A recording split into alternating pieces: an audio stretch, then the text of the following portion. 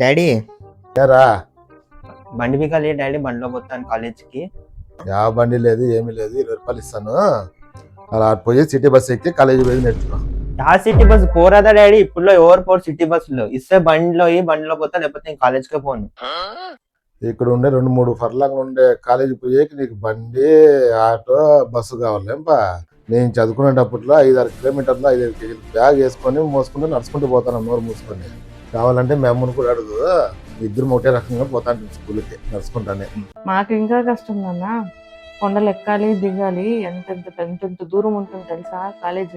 మీకేమన్నా దగ్గర 3 kilometre 2 kilometre, మాకు ఇంకా చాలా దూరం. అమ్మా బండి బిగాలి మంతే ఇంత అడ్వెంచర్ స్టోరీ చెప్తాను. బట్ ఇంక చాలు కానీ 20 రూపాయలు తీసుకొని బస్సు ఎక్కిపో.